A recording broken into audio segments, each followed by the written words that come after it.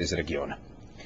Forum Bošnjaka muslimana pozvao je državne organe da rasvijetle okolnosti pod kojima se dogodilo etničko čišćenje Bošnjaka muslimana u Bukovici od 1992. do 1995. godine.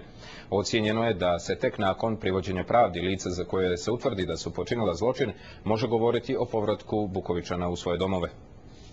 Forum Bošnjaka muslimana zatražio je da državni organi, tužilaštvo i pravosuđe urade sve kako bi se rasvijetlile okolnosti pod kojima se desilo etničko čišćenje Bukovice i da lica koja su u tome učestvovala odgovaraju pred zakonom.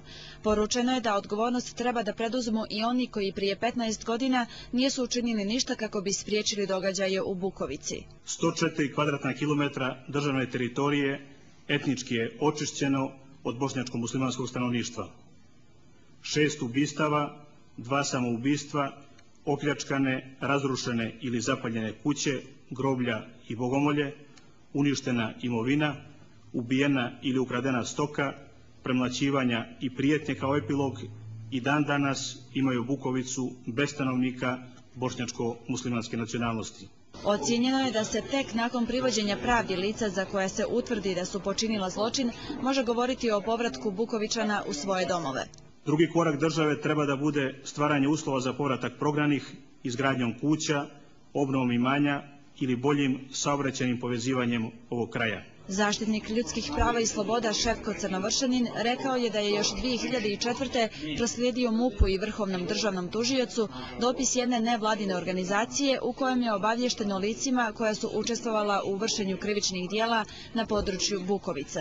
Pomoćnik ministra MUP-a Nada Vukanić rekla je da će provjeriti zašto nije odgovoreno na akt sa prilozima koje je Crnovršanin dostavio.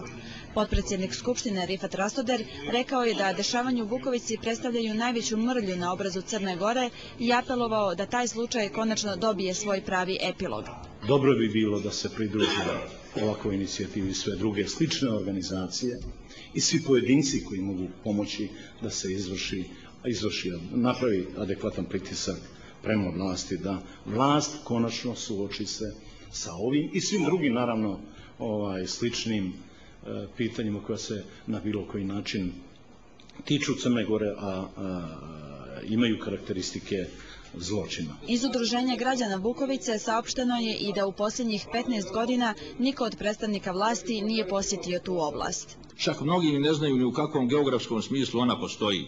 Veliki broj onih koji komentarišu događaje u Bukovici smatraju da je Bukovica jedno selo i da se tamo nešto usput dogodilo kao posljedica rata u okruženju. Na skupu je prikazan i dokumentarni film Praznina novinara Seada Sadikovića.